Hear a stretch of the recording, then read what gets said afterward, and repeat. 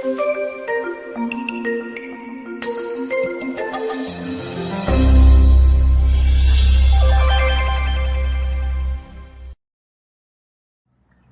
na itaas ang pangalan ng Panginoon, lalo pa nga ako ang mga tao ay may problema.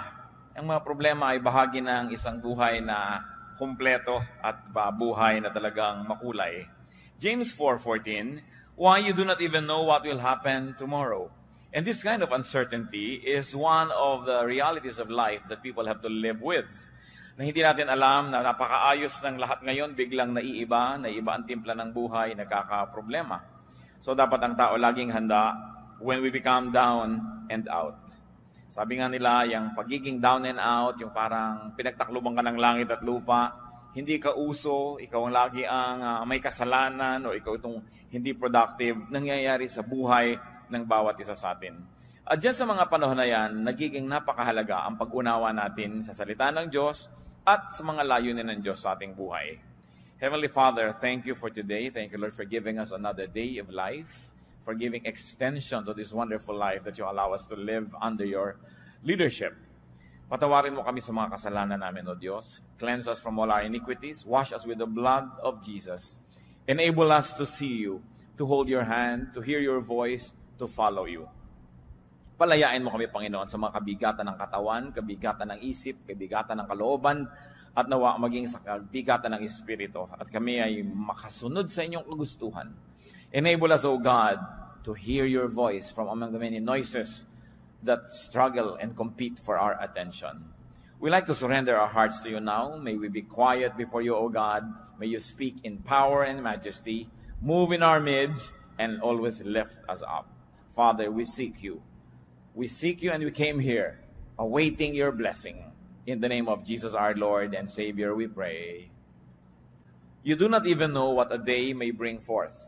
At kung ang lahat po ng tao ay mayroong pagkilala sa katotohanan na yan, hindi magiging lubos na sorpresa sa atin kung minsan na tayo inaabot ng mga paghihirap sa buhay. What does it mean to be down and out?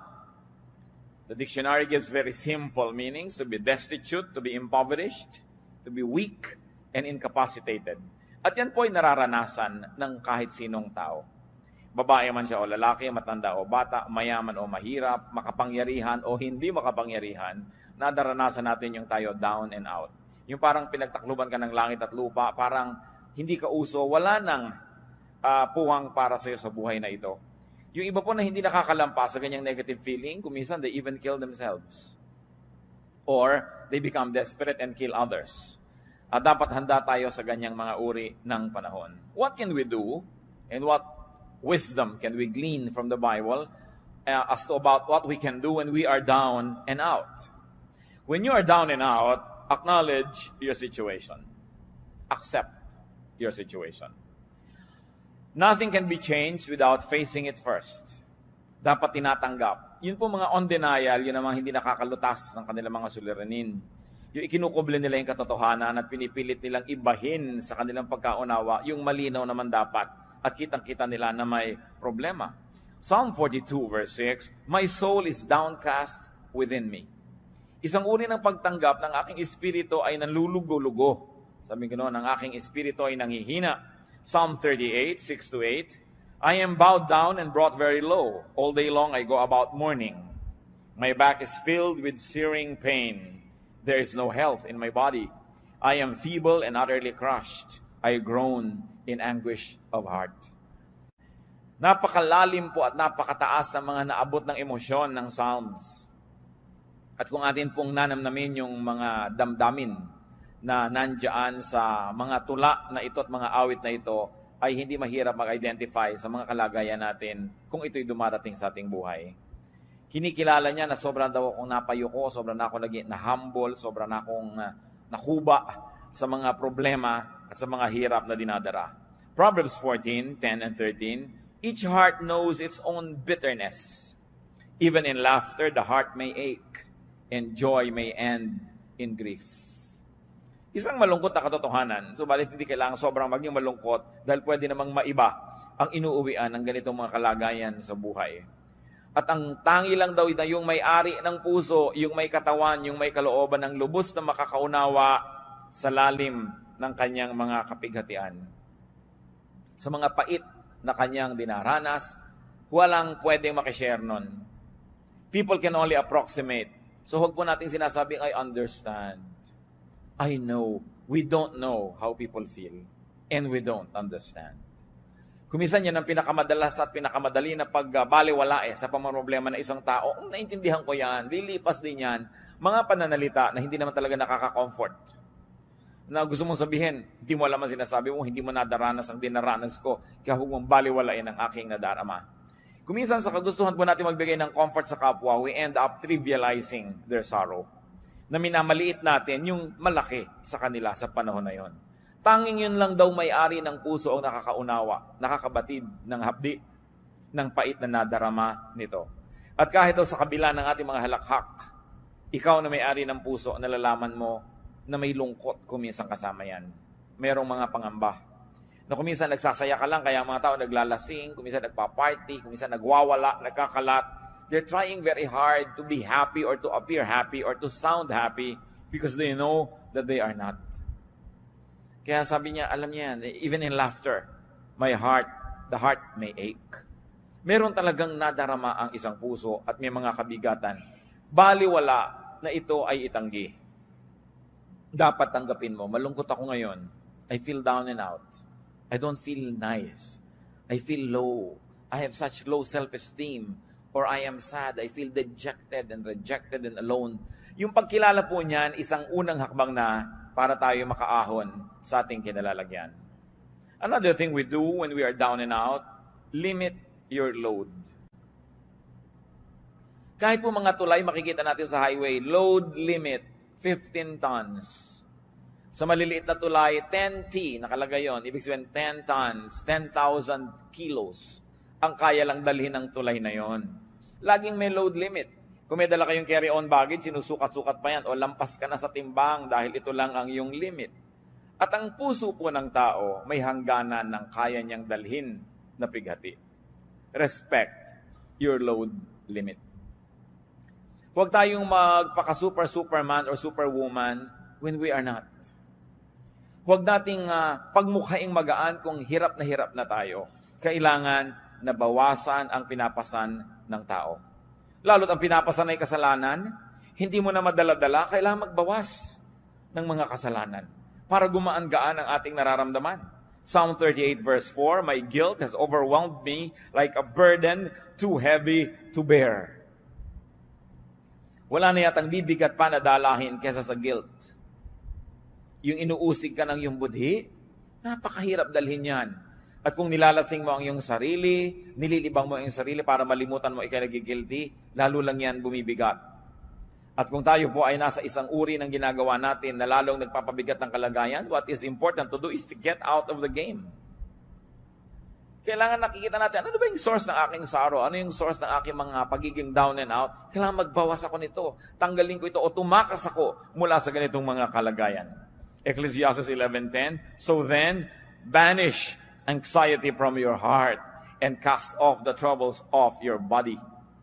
So sabi, kailangang pilitin mong bunutin mula sa puso mo yung mga nakatarak na mga balaraw. Hindi yung ang lagi mo na lamang na idolo ay ang Mater Dolorosa, no, na mayroong 7 punyal na nakatarak sa kanyang puso. Tingnan mo naman ang facial expression. Di ba talagang nagkanda bigat-bigat na? Hindi dapat yun gayahin. Hindi dapat na napakarami mong pinapasan. May mga tao po kasi meron silang ganyan may messianic complex. They think that they are the saviors of the world. Papasanin nila ang daigdig. Pero merong kaya ang tao at merong hindi na kaya. Kung meron tayong activity na sobrang stress ang ibinibigay sa atin, stop. Have a break. Have a vacation from it. Kung meron tayong mga relasyon na talagang stressful, putulin, wakasan, o bigyan muna ng recess, bigyan ng break. Kailangan isara ang pinanggagalingan ng mga nagpapahirap. The Arabs have a saying, close the door that brings in the draft. Yun daw, pinto na pinapasukan ng ambon, ng hangin, ng ulan na isara. At bakit pinto? Kasi wala mga bintana ang bahay nila. No? Sa Arabian Peninsula, the architecture there, wala talaga mga windows. So ang isasara nila, pinto, sa atin, bintana. At tayo kasi may mga media agwa, bihira tayong tinatamaan ng ulan papasok sa bintana, di ba? Pero sa kanila, basta umulan kasi hindi kasama sa plano ng architecture nila, pasok agad sa bahay nila. So sabi na, please close the door and praise in the craft. Even the wind that you don't like. Mga kapatid, kung sakasakali that you're feeling down and out, or you're about to feel down and out, i-identify nyo agad saan nagmumula itong feeling na ito. Sino ang nagdadala nito sa buhay ko? Anong activity ko ang pinagmumulan nito? At agad-agad ninyong itigil, isara, bitawan, pagpaalaman dahil hindi marapat na patuloy kayong magdala ng load hanggang mag-break. Marami mga nagbe-break eh. Kahit yung mga circuit breakers, may load lang dapat ang isang bahay na dinadala niya ng kuryente. Kaya tayo may fuse. Pag sobrang pumasok na kuryente, hindi kakayanin ng load, magtitrip ang fuse. Titigil sa pag-andar para i-protect yung bahay sa pagkakasunog. Ang katawan natin, may load yan ng pagod, kaya natutulog. Kaya itinutulog yan kasi sinasabi ng katawan mo, tapos na ang load mo, hanggang dyan ka na lang. Ano nangyayari po sa mga nagda-drugs? Kadalasan 3-4 na araw walang tulog. Kakaya nilang tumayo na walang tulog. Pero tingnan nyo, para sila mga naglalakad na kalansay. Kasi hindi talaga kaya ng katawan, artificial lang yung power. At lahat ng bagay na artificial, may bayad. May singil. Ang hindi ipinagpapahinga, ipagpapahinga mo rin yan. Kaya yung talagang ayaw magpahinga, nagkakaroon ng karamdaman. Wala nang magawa dahil talagang hindi na kayang bumangon. Babawi at babawi ang katawan sa mga utang natin sa Kanya. So what could be giving you load? Limit your load. You have to be kind to yourself. Another thing to do when we are down and out is to share your burden. You not only limit your burden, but you also share your burden with a friend. To confide in a friend is very important. Napansin niyo po ba na kumisan maihingan niyo lang ang problema niyo sa isang napagkakatiwalaang tao kahit wala siyang ibinigay na payo, kahit hindi siya nagpautang, kahit wala siyang ibinigay na tulong, gumaan na? That's important to have friends. Friends divide our sorrow and they multiply our joy. Kaya pag tayo po may mga dinedevelop na mga friends, una, we enjoy the friendship. 2, they enjoy our friendship. And 3, if you have not yet relied on that kind of friendship, you are just saving for a rainy day. Nakakailanganin mo isang kaibigan na pwede mong pagkatiwalaan, pagsabihan ng mga problema mo na hindi mo masabi sa iba, nakakagaan. Deuteronomy 1:12, but how can I bear your problems and your burdens and your disputes all by myself? Sabi, hindi ko kaya yan mag-isa. Kailangan meron akong kasama. Kailangan meron akong katuwang. Ecclesiastes 4:10, if one falls down, his friend can help him up. Kung wala kang ginawa kundi magyabang sa iyong kaibigan, magpa-impress, magpasikat, paano mong aaminin sa kanya ang iyong mga suliranin? Paano ka magpapatulong sa mga kabigatan? Kaya kailangan meron ka man lang 1 o 2 tao sa mundo na hindi mo ini-impress.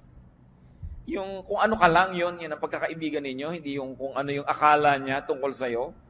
Kasi talagang pag namang problema na po ang tao, ang pinakamahalaga, yung may makakaharap ng tao, hindi mo kailangan magkunwari.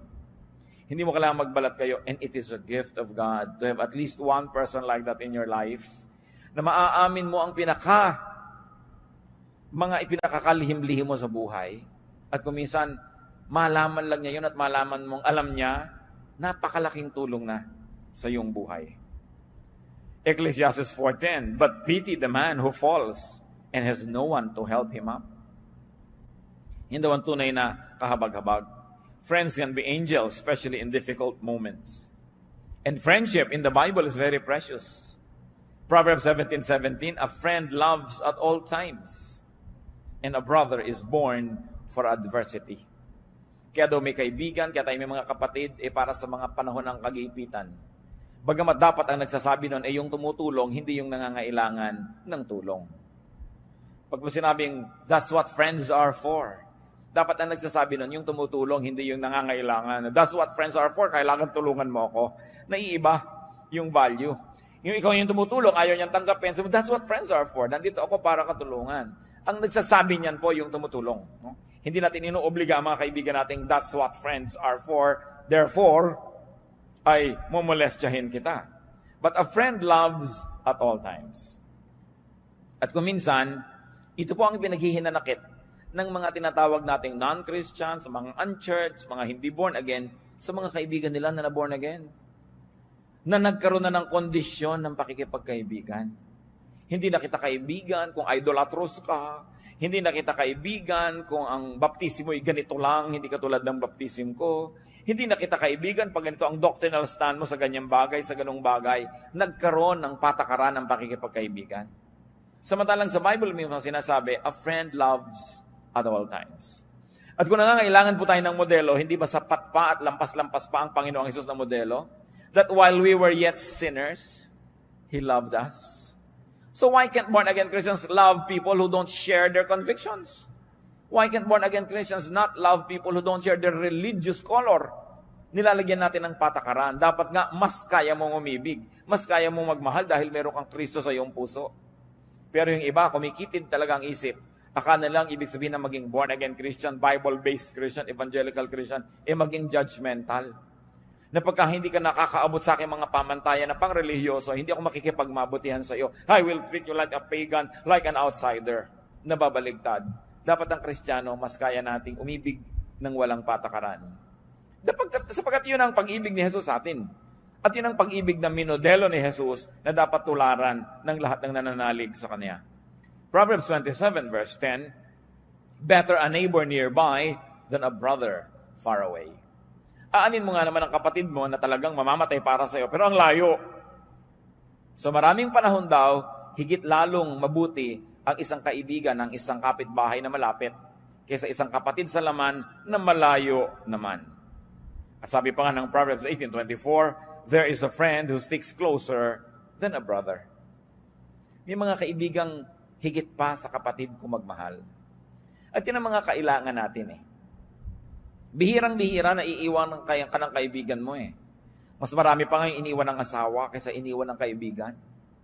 Kaya hindi ibig sabihin na kayo nag-aasawa na wala na kayong kaibigan. Although your asawa should be your best friend, no?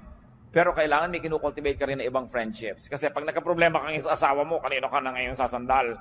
Kanino ka na ngayon tatakbo? Kanino ka na hihingi ng tulong? Kailangan ang tao hindi nagsasara ng mga pinto niya sa mga mahahalaga niyang relasyon, lalo ang pakikipagkaibigan. Pero, at ito'y napakalaking pero, yung mga dati niyong kaibigan, no? Hindi niyo na dapat ipagpatuloy ang pakikipagkaibigan kung may asawa na kayo. At yung mga dating mga kaibigan, hindi na kayo dapat umaaten sa kasalan ng mga kaibigan ninyo na magpapakasal. Kasi day nila yun nang aagaw ka pa kuminsan ng eksena ng bride o ng groom dahil ipinaggigiitan mong yung sarili. Kasal nila, nandun ka. Nakaka-offend. At may mga nakita na akong ganyan. Kasal lang may kasal, nandun pumupuesto pa at nangaagaw pa ng eksena. Alam na alam ng lahat, may kahapon sila na pinagsaluhan ng isa doon sa ikakasal. Tapos andun pa siya at gusto pang makisalo habang buhay. No? Kailangan lumalaki tayo sa lugar. But friends without the romantic connection must be maintained and kept. And they can give us balance also. So, have, and keep friends. Kung maglalagay tayo ng therefore sa mga pinag-uusapan natin, kailangan ng tao talaga may mga kaibigan. Mapalad yung mga tao na yung kalagayan nila sa buhay ay mas madaling makipagkaibigan. Kasi meron pong mga kalagayan na hindi ganun kadali na makipagkaibigan. Hinihingi ng inyong kuminsan ng mga tungkulin na maging mailap kayo ng konti sa mga tao dahil may pinangangalagaan kayo na integridad ng inyong mga tungkulin. Pero mas higit na mapalad yung mga hindi kailangan gawin yon sapagkat mas madali sa kanila ang makipagkaibigan. What else should we do when we're down and out? Get and receive help, which is what we have been talking about anyway. Kailangan ang tao tumatanggap ng tulong. Paminsan-minsan, hindi yan masama. Ang masama lang kung wala na tayong ginawa kundi sumandal, maging pabigat sa kapwa natin. Pero there are moments. Job 16:20, my intercessor is my friend as my eyes pour out tears to God. So kung sino ang nag-i-intercede for us, those who are praying for us, those who are standing between us and other people, our intercessors, they are friends. So how can we develop friendships? Help others when able. Isaiah 41:6, each helps the other and says to his brother, be strong. Napakahalaga nung nagtutulungan at nagpapalakasan at pinapalakas mo ang iyong kapwa. Plant and therefore harvest good seeds. Habang gumagawa po tayo ng mabuti sa ating kapwa, dapat lang nating itanim sa ating isip na gumagawa tayo ng mabuti. Period. Pero alam din natin na ang Biblia rin ang nagsasabi na ang mga paggagawa ng mabuti ay meron ding kakambal na pag-aani. Pero ang napakasarap po na isa-isip habang gumagawa tayo ng mabuti sa ating kapwa, ipag-pray natin, Lord, ito pong tinutulungan ko, nawa kahit kailan, hindi ko kailanganin ang tulong niya. Hindi dahil mayabang tayo, kundi sabi natin, Lord, i-bless niyo po ako na lagi na lang akong tumulong ng tumulong sa kapwa. Magbigay ng magbigay. Kahit hindi na dumating pa yung panahon na ako ang sisingil, ako ang nangangailangan dahil total, lagi mo naman akong binibless. Hindi masamang prayer. Kasi na-check din ang ating mga intention. Kasi kung minsan, tulong tayo ng tulong, yung pala dahil natutulungan din ito ko later, investment lang. Napakaganda nung tumutulong ka lang dahil gusto mo lang tumulong.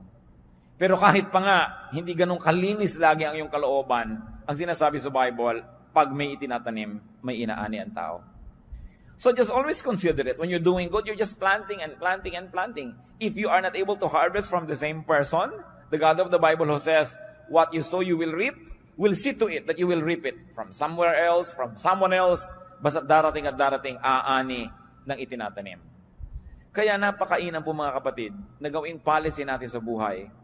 Kung tayo'y matibay, at anong ibig sabihin ng matibay? Yung hindi tutumba ka na, matibay ka lang, nakatayo ka, humanap ka lagi ng matutulungan. Magtanim ka ng mabuti. Sapagkat sa paggawa natin ng mabuti sa ating kapwa, una, ikinalulugod ng Diyos. At kung nalulugod sa iyo ang Diyos, paano ka naman malulugi? Number 2, nalulugod din sa iyo ang iyong kapwa. At generally speaking, ang mga tao naman ay marunong tumanaw at makaalala kung sakaling ikaw naman ang mangailangan. No? Bihira naman yung talagang lumilimot eh. So, meron ka rin dyan ng mga benefit. At pangatlo, tuwing tumutulong tayo sa kapwa, lumalakas tayo. There is something miraculous about helping people, that when you keep on helping people, you become stronger and stronger and stronger. So that when the same storm happens to strike you, you are now well-equipped. Not only to survive, but also to prevail. So plant good deeds. Galatians 6:7, a man reaps what he sows. Kung ano itinatanim ng tao, inaani. 2 Corinthians 1:3-4, praise be to the God and Father of our Lord Jesus Christ, the Father of compassion and the God of all comfort, who comforts us in all our troubles, so that we can comfort those in any trouble with the comfort we ourselves have received from God.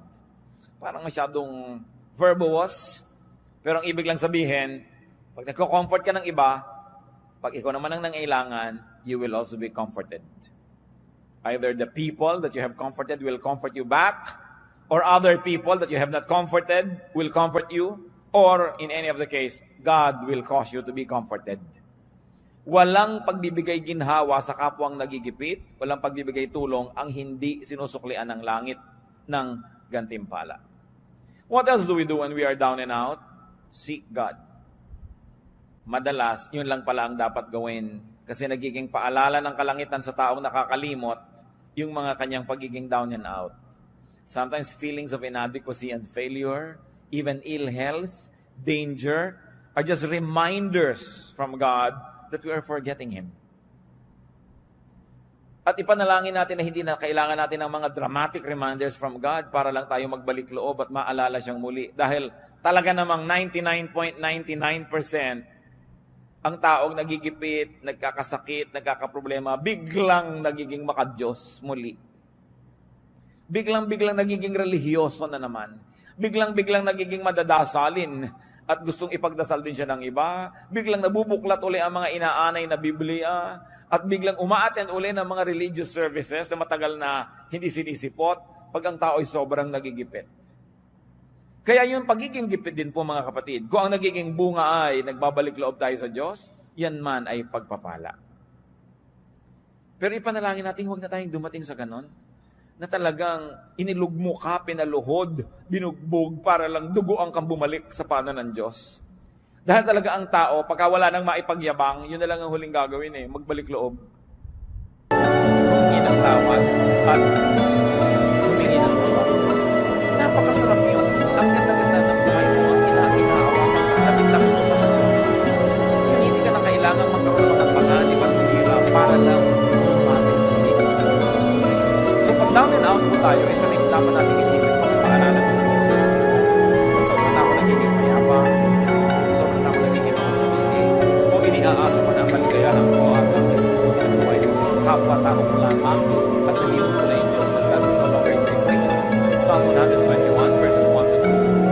I lift up my eyes to the hills. Where does my help come from? My help comes from the Lord, the maker of heaven. Maganda yung picture nito. Ganyan kung Jerusalem, nasa ibabaw ng pinakamataas bundok sa lugar na kinilalagyan niya. So yung pagtingin mo sa mga ibabaw ng mga bundok, kahit may pagpunto ka rito sa pagitan mo at ng Jerusalem, pag tumingin ka dyan, lumalabas pa rin yung paningin mo, pagtingin mo yung ibabaw ng Jerusalem. At kung hindi mo man makita yun, na-imagine mo nandun yun. At naaalala mo ang templo, naaalala mo ang Diyos. So this is really a figure of speech. Lift up your eyes on the hills. Many people will lift up their eyes on the clouds or look at the rain. Some people can even remember God by looking into a microscope. Whichever helps you remember God, dapat meron kang ganung ritual sa buhay. Meron din nakakakita ng maraming pagkain na aalala niya ang Diyos. Meron naman at nagkikilos at malusog na aalala niya ang Diyos. Dahil na ikukumpara niya nung siya ay halos malungkot, hindi makalakad. Ngayon, damdaramdam niya yung lakas niya, naalala niya ang Diyos. Ano po nagpapaalala sa inyo sa Diyos? So this writer of the song says, I lift my eyes to Jesus. What do you do? Physically, symbolically, remember. Mahalaga meron tayong ganun. So, kung meron tayong mga palito, we're down and out, huwag natin isipin.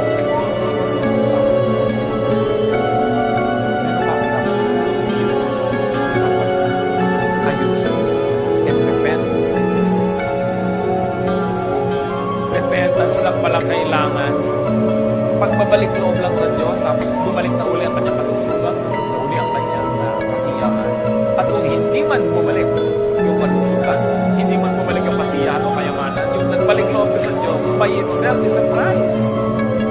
Hindi mo sasabihin, Lord, nagbalik loob na ako sa inyo, o nasa na yung ginhawa, nasa na yung premyo, nasa na yung kayamanan. Sapagkat yung pagbabalik loob lang sa Diyos, mismo yun na, may isang gantimpala. Pero pag nalasa, may dagdag pa rin. Kasi tayo mga tao, laging gusto namin may dagdag. Ka laging gusto namin may dagdag.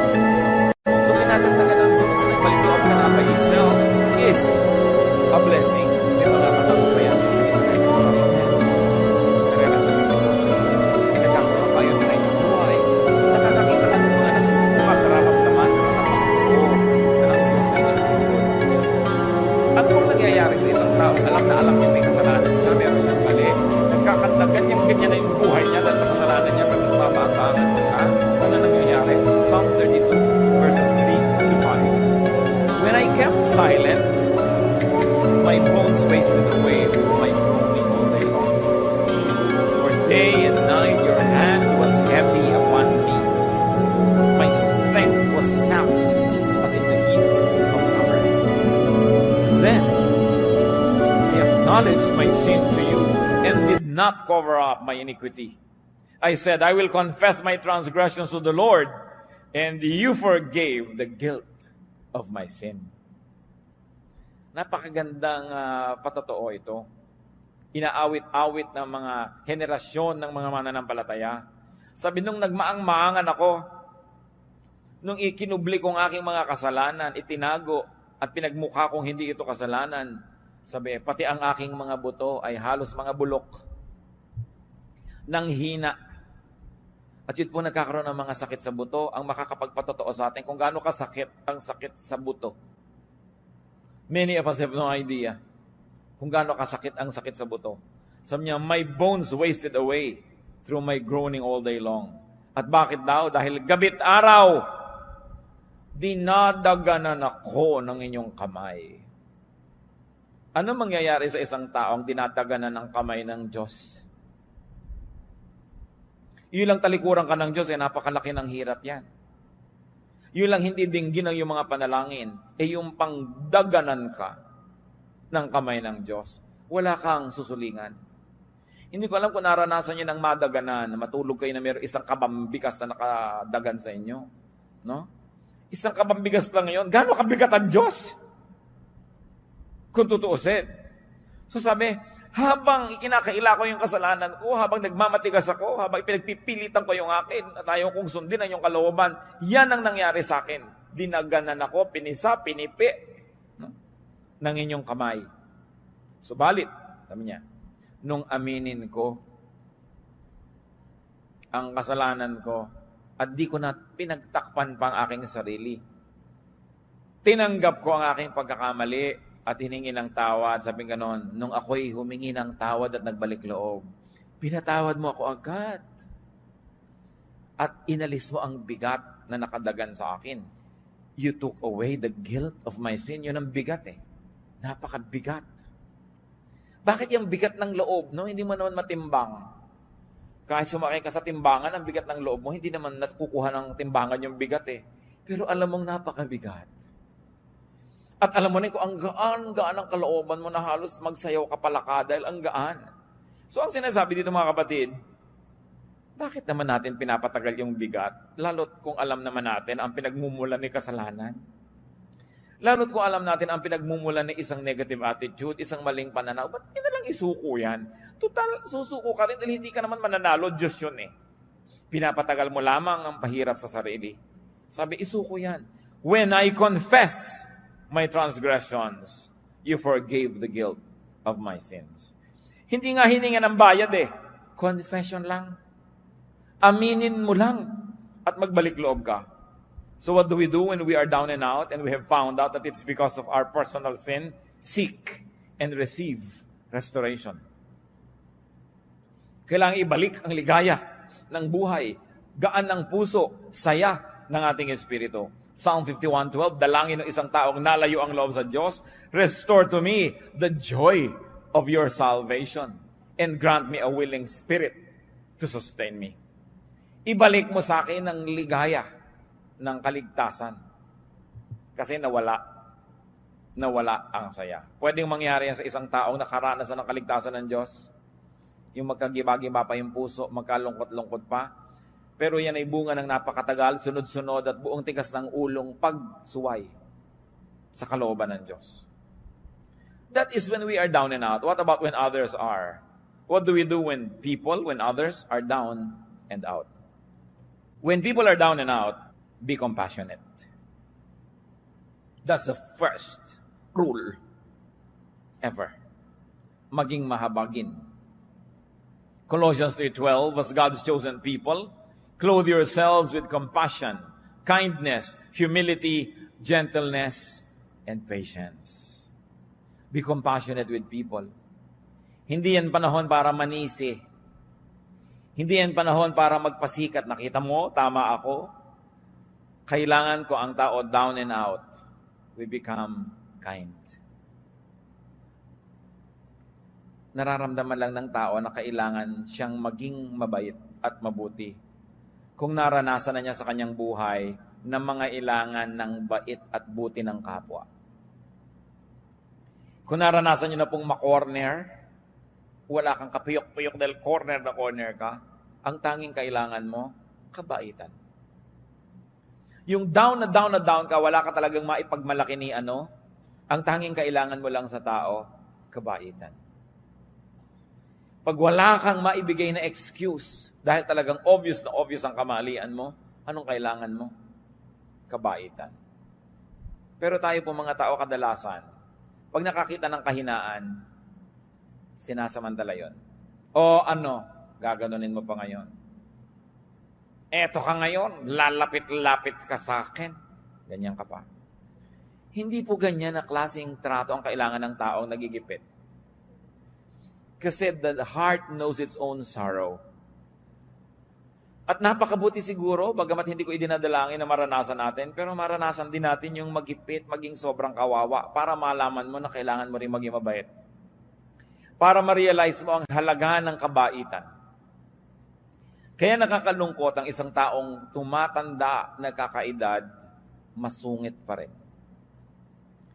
Yung hindi pa rin maunawain, hindi mapagbigay, hindi mapagkandili, hindi mapagpatawad, kasi para namang wala siyang natutunan sa buhay niya.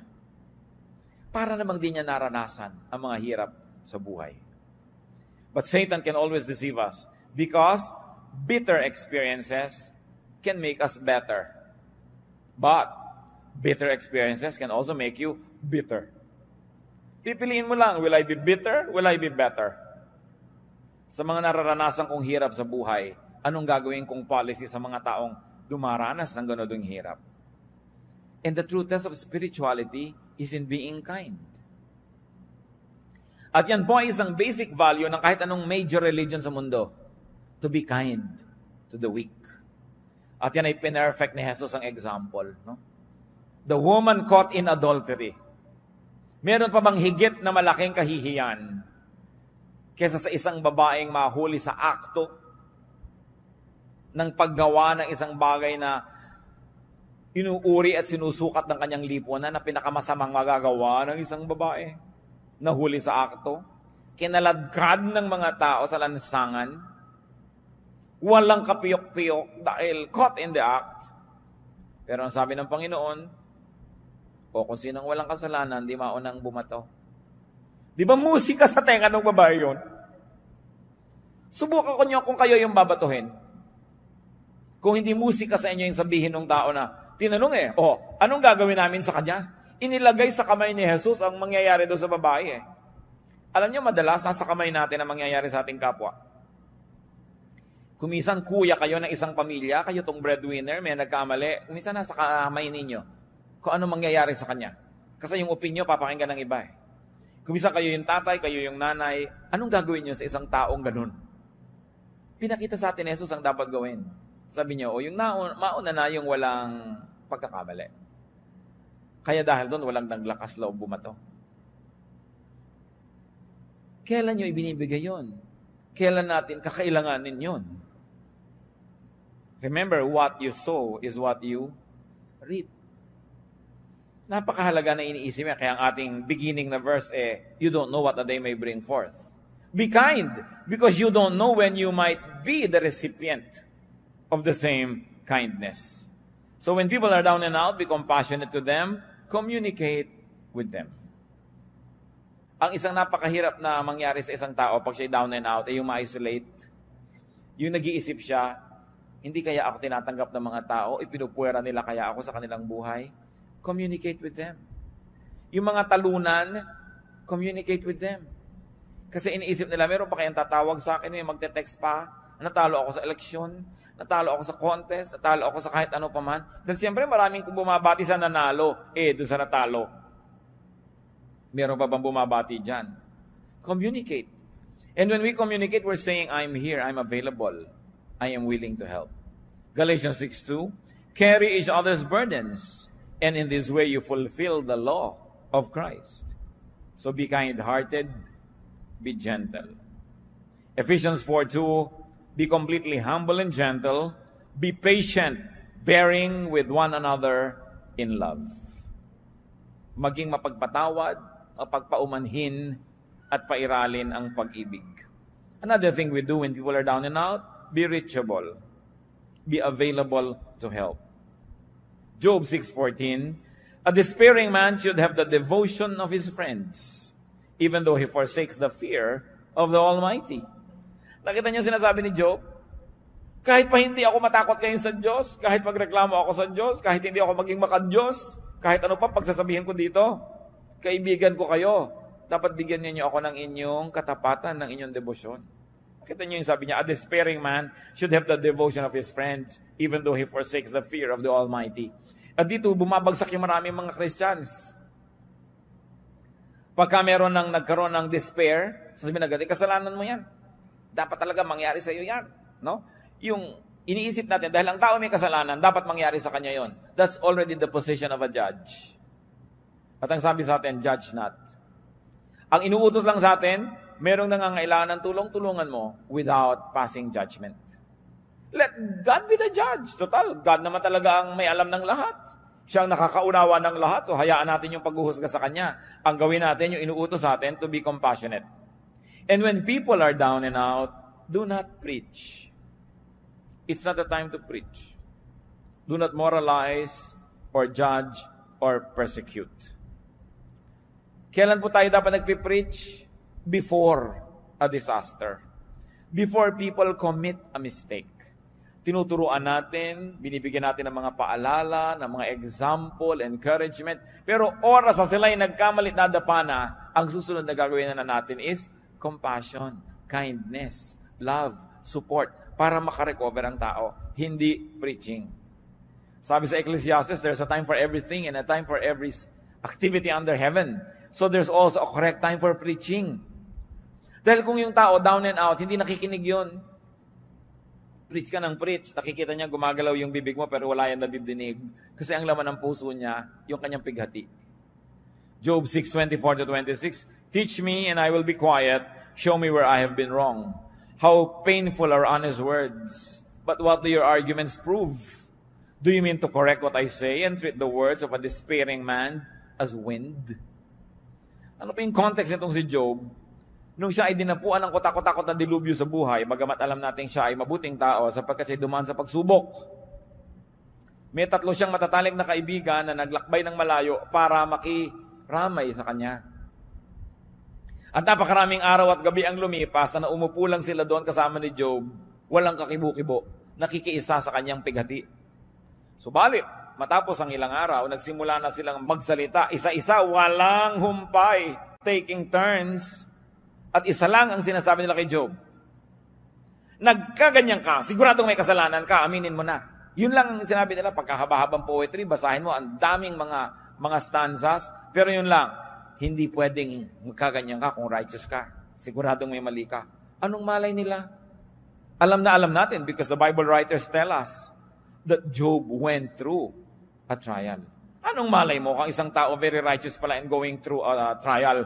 Ba't mo i-judge? Kaya sabi nitong si Job, napakasakit na inyong mga salita. Ano ba ang gusto niyong gawin ngayon? Ituwid niyo lahat ng mga sinasabi ko at baliwalain niyo ang lahat ng aking mga pangangatuwiran. Ang ipinagpipilitan ninyo, dapat mangyari sa akin to dahil meron akong kamalian. At marami po ko alam mga kapatid, mga Christian na naman, pupunta sa may sakit na malubha. Kawawa ka naman sister, ito ang pinya, o ito ang ganito, ito ang ganyan. Mamaya, sister, baka naman may dapat kang i-confess. Wala. Bakit ka nakaganyan? Kung hindi ka may kasalanan. Mamaya talaga inuusig-usig na niya yung nakahiga doon. Mabuti pa, di na lang siya dumalaw. Kasi, kung totoong may kasalanan yung tao, hindi na siya kailangan paalalahanan. Alam na niya yon. At kung kayo may sugat, gusto niyo bang dinudot-dot po? Ay, may sugat ka. Ito yung sugat mo. Didiin mo pang ganun. Hindi mo kailangan yun. Sensitive ka na nga. Ang kailangan mo ay kabaitan ng tao. At hindi ko man naging mabait sa iyo, ay magpapalusot ka na sa Diyos. Lalo ka nga nagigilty kung mabait yung kaharap mo, di ba? Kung hindi ka inuusig, mas nagiging defensive ka nga kung usig siya ng usig. Siyempre, offensive siya, defensive ka. Pero kung walang offense, there'll be no need to be defensive. And people can be more open to the ministration of the truth. So, if people are down and out, it's not a time to preach. Mga kapatid, kung magpipreach kayo sa isang taong nagkamali na, ibig sabihin, hindi kayo nag-preach bago siya nagkamali. Ibig sabihin, marami kang pinalampas sa pagkakataon, doon ka dapat nagturo, doon ka nagbigay ng patotoo, doon ka nagbigay ng example. Pinalampas mo, tapos ganyan ka pa magtuturo kung kailan nagkamali na. It's not a time for that. Although, I believe that there's a time for another preaching. There is a time for another reminder, but not during the moment of crisis. Because the person will not be mentally and emotionally receptive to you. What else do you do when people are down and out? Be discreet. Be silent. And be tasteful in helping others. Lalo yung mga counselors, you must never talk about your counselees. Except, of course, in a clinical record, because some groups, churches, have clinical records of counseling. It's also one way to monitor what kind of counsel the people get. It's a way to monitor what kind of counseling the counselors dispense. So some records are kept, but identities are kept secret. Kailangan discreet ang tao. You don't drop names that you help. Matthew 6:3-4, but when you give to the needy, do not let your left hand know what your right hand is doing, so that your giving may be in secret. Then your Father who sees what is done in secret will reward you. And that goes for giving advice, for giving help. Hindi na natin ipinamamalita ang ganyang mga bagay. Tahimik lang tayo. Napaka-importante na ang tao, discreet, hindi matabil, hindi madaldal. Lalo't kayo ay nasa mga service-oriented work. Kung kayo halimbawa ay nagre-retoke ng muka, yan ang inyong hanap buhay, May nire-retoke ka ngayon dito. Kung sasabihin, si ano nga, nire-retoke ko yun eh. Si ganito, nire-retoke ko. Dahil hindi ka pagtitiwalaan ng nire-retoke mo, hindi, ipamamalita mo rin pala siya. May mga taong ganoon, hindi marunong mag-keep ng mga names. They are just too glad and too foolish to blurt out sensitive information. So it's important to be discreet when you are helping. When people are down and out. Kaya po yung iba, kahit nasasabog na ang dibdib, hindi makapagsiwalat at hindi makapagbulalas sa takot na idaldal nyo. Pero kung tayo lang ay napagkakatiwalaan at napapatunayan natin sa kapwa natin na pagkakatiwalaan tayo, kung dumating ang pangangailangan na kailangan nila ng mapagkakatiwalaan, lalapit sa atin, it's a great, great, great gift that we could give to people. I will place that among the top 3 gifts that you could give to others, that they trust you. And if you're really trustworthy and they trust you, can you imagine what kind of gift you give them? You assure them that they can trust you and they can share things with you. Anong luwag ang maibibigay natin sa tao? Anong uri ng ginhawa ang maibibigay natin kung tayo ay napagkakatiwalaan? And of course, what else do you do when others are down and out? Of course, pray for the person in need. James 5:16, therefore confess your sins to each other and pray for each other so that you may be healed. The prayer of a righteous man is powerful and effective.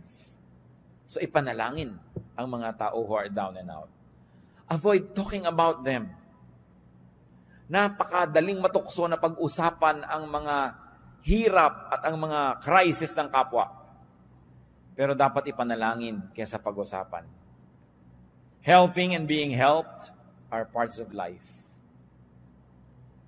Kailangan tayo ay humble enough to acknowledge that we need help and kind enough to extend it. Be humble when down and out.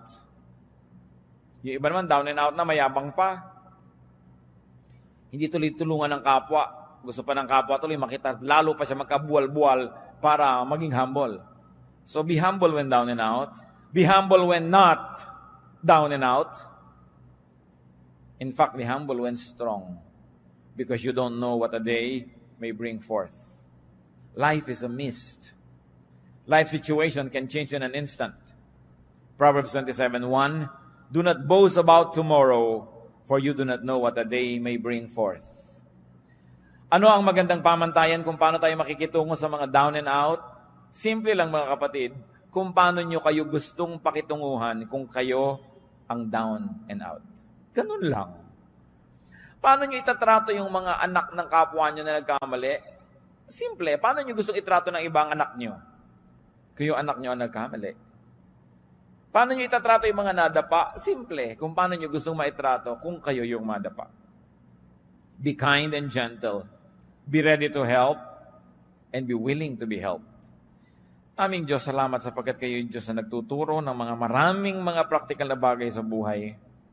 Na bagamat ang buhay na ito ay maaring mapuno ng mga hirap, mga pagsubok, pasanin, hindi naman nawawala ng tulong na available from you and from your teachings. Turuan niyo kami, Panginoon, na maging mabait sa aming kapwa, maging sa aming sarili. Magbawas kami, Panginoon, na nagpapabigat sa aming buhay. Turuan mo kami ngayon, Panginoon. Yumuko tayo sa presensya ng Diyos. I like to pray. I am moved by the Spirit to pray. Nais ko ipag-pray ngayon ang mga kapatid natin sa ating pagbubulay-bulay at pag-iisip, lalong naging malinaw sa inyo, na meron kayong mga pabigat sa buhay na kayo rin naman na may kagagawan. O kung di man kayo ang diretsahang may kagagawan, pinapayagan nyo kasi kaya kayo nabibigatan. Pero ngayon, gusto nyo na gumaan ang inyong dala. Kung ngayon nagpapasya kayo, natitigilan nyo na ang paglalagay sa sarili nyong likod ng mga pabigat o kaya di na kayo papayag na pabigatan pa kayo ng mga iba o ng mga sitwasyon. I like to pray for you. We'll ask God for strength.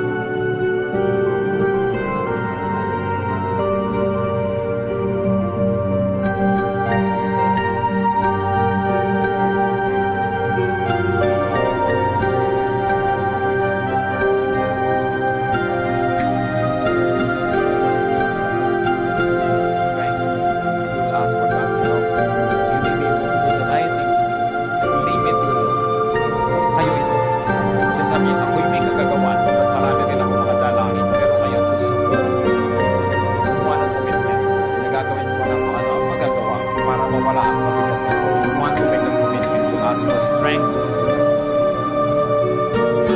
Salamat sa Diyos ay bumibigay siya sa ating mga puso. Para ano pa natin dinig ang salita ng Diyos? Dala mo na naman ang dala mo mga pabigat. Parang walang narinig. Parang hindi tinaplan ng salita ng Diyos. Hindi nakakahiyan sa Diyos ng Diyos ko. Responsible din ako. Kaya marami kong kalaso na ito. Lord, with your help, itigilan ko na ayaw mo ng payagan na ganitong mga bagay. Hindi na ako lilikha ng sarili kong mga pabigat. O kaya, titigilan ko na ang pagpapabigat sa akin na gawa ko ng iba. Heavenly Father, gawa mo kayo Panginoon isang hinila. Bigyan niyo ng kakayahan ng mga anak mo na gawin ang dapat gawin. Kung sila may kagagawa ng sarili nilang mga kabigatan, tulungan mo na gagawin para matigilan mo. Lalong-lalo kung alam na naman ang dapat gawin ang ibigay niyo, Panginoon, isang matibay na pasya na itigil ang mali at gawin ang tama para mawala ang mga pabigat na sila mismo. At kung sa pagtayo na yung mga anak, meron na mga pabigat ang galing sa iba, pero pinapayagan nito. Ang kahulugan ng pagtayo nito, Panginoon, na ayaw na nilang payagan nito. They will say, kailangan ng paninindigan, ibigay mo, Diyos, ang tibay ng loob, tapang at lakas na tumangkin sa impluensya ng ibang tao, sa impluensya ng masasamang espiritu, sa impluensya ng mga kalagayan na labas sa kanilang katawan at labas sa kanilang kapangyarihan. But to resist, you have said it, O God, resist the devil and he will flee from you. By standing up, many of your children would like to resist the word of the devil in their lives. O Lord, give us the wisdom to know specific steps, what to do and what not to do, para huwag payagan ang patuloy na pagpapabigat sa buhay na galing sa labas. Ang pagtayo ito, Panginoon, napakasimpleng gawin ng isang katawan, subalit kasagisag ng pagkilalang kailangan ng iyong kapangyarihan. Igawad mo, O Diyos, ang kapangyarihan, karunungan, kaliwanagan na kailangan ng iyong mga anak para mapagaan ng mga buhay mula sa mga sariling kagagawan o kagagawan ng iba. Tanggapin niyo ang hinihiling niyo sa Diyos na kalakasan at patuloy tayong yumuko sa presensya ng Diyos. Pray in silence and may the Spirit of God minister to each one of us.